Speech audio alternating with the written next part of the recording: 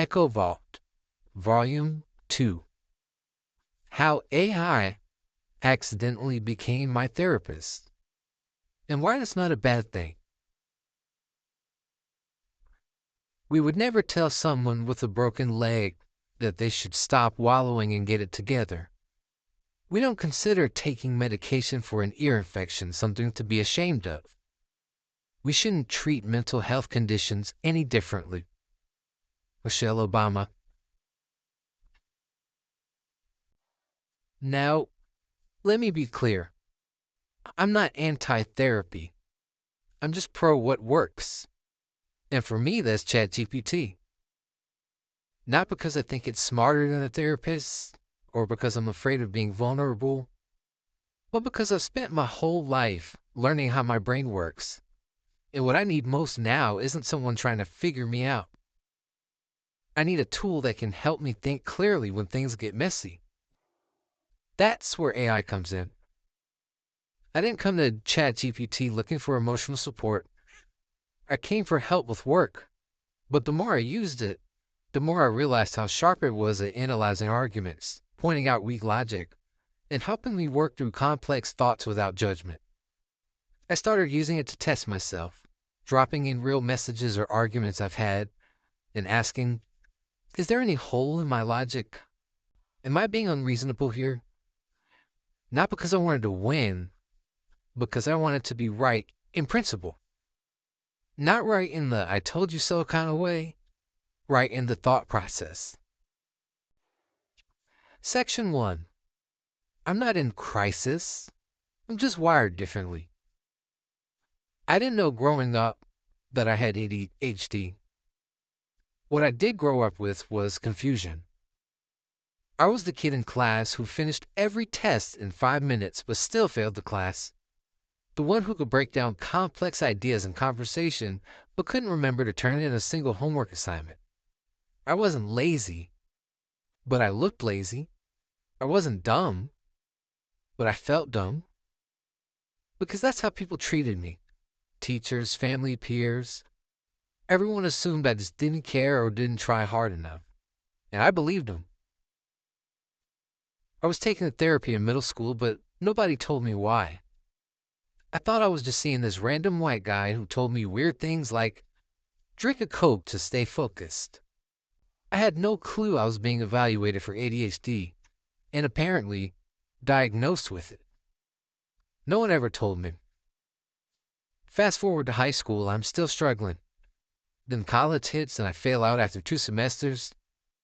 During my academic appeal to stay in college, I was sitting with the school counselor, explaining how I keep failing despite understanding the material. And she straight up says, that sounds like ADHD. For the first time in my life, someone named it plainly.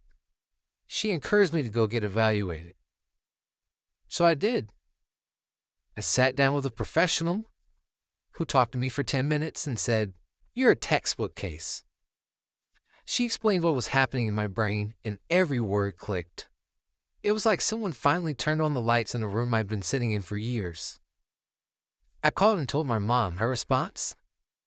Oh yeah, we found that out back in middle school. And I was just stunned. I didn't get mad. I understood that back then mental health wasn't talked about the way it is now, but it still hit me. I spent all those years blaming myself for something that wasn't even in my own control. Getting that diagnosis changed everything. I stopped calling myself lazy. I stopped wondering why I couldn't just try harder like everybody else. And at the advice of the therapist, I started creating systems that worked for my brain, keeping a master to-do list, building daily checklists, managing energy instead of forcing motivation. These routines kept and still to this day keep me grounded, and as long as I use them, I don't fall behind. I don't see ADHD as a curse. I see it as something that needs structure. Give me that and I'm good. In fact, sometimes I'm grateful for it. It's the reason I'm so analytical, the reason I hyper-focus on issues until I understand them inside and out. ADHD forces me to look deeper. It makes me question things until the answers are airtight. It reminds me of how people talk about autistic kids who have one special skill they're wildly good at, how what looks like a disability in traditional systems is really just a different way of functioning with high effectivity. That's what ADHD is for me. And honestly, I've also found self-medication to be more helpful than traditional treatment in a lot of ways. In college, I started using cannabis not to escape, but to regulate. Not to fix ADHD, but to soften the symptoms and keep me grounded so I can function. It works for me. It's not for everyone, but it helps me stay calm, focused, and emotionally level without the harsh come down or side effects of pharmaceutical options. Which, by the record, I hear that Adderall works wonders. I wouldn't know. My application got rejected at Do You Smoke? Anyway, that's also where traditional therapy lost me. Once you admit to self-medicating, you're immediately flagged. You can't get prescribed Adderall if you're using weed, and suddenly your coping method becomes a liability in the eyes of the system. I get it, scientifically sure, but as an individual, I believe that if something helps you feel balanced, whole, and be able to move forward in life, it shouldn't be judged. It should just be understood. So yeah, I've chosen to work with my brain on my own terms, and for the most part, I'm beginning to thrive because of it. Section 2. Why not therapy? I've been in therapy since I was a kid, but I never really liked any of my therapists. Not personally, not structurally. It just always felt like I was being analyzed by someone who didn't really understand me, and I didn't even know why I was there. Imagine being a kid, going to some office every week, not knowing you're being evaluated for ADHD, and only finding out years later that your mom already had the diagnosis and never told you. That was my experience. As an adult, the idea of starting fresh with a new therapist is just exhausting. Like I'm supposed to just hand over the blueprint of my mind to someone I don't even trust yet? Nah. If I'd been with the same therapist since I was 12 and we had a real bond, maybe. Maybe this would be a different story. But starting over at 25, I'd rather talk to the bot that actually listens and doesn't pretend to know better, in my opinion. Section 3. This isn't a flex, it's a philosophy. Look, I'm not saying I have it all figured out, but I do believe I'm a bit more self aware than most.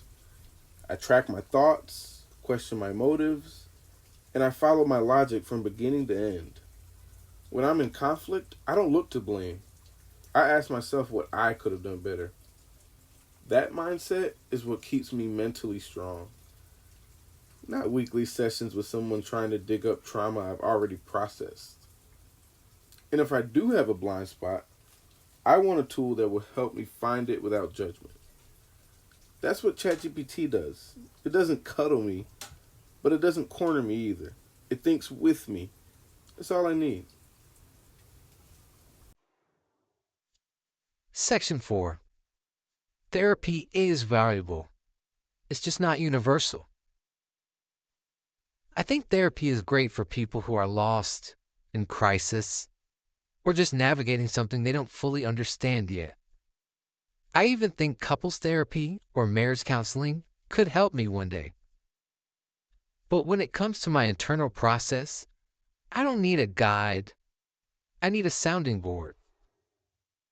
ChatGPT helps me organize my thoughts, break down conflict, and double check my reasoning, all at my own pace, in my own voice, without the pressure of being understood. And for people like me, that's not second best. That's the perfect solution. Final thoughts. I'm not saying everyone should replace their therapist with ChatGPT. I'm just saying some of us have been self-reflecting for years. Some of us know our own patterns. We've already done the digging. We just need a space to think, a tool, interrupted. For me, this tool gives me that. It doesn't pretend to know better. It doesn't judge how I cope. It just lets me be me. It helps me stay clear while I do it. That's not therapy. That's peace. With peace and love, Uncle Wiki.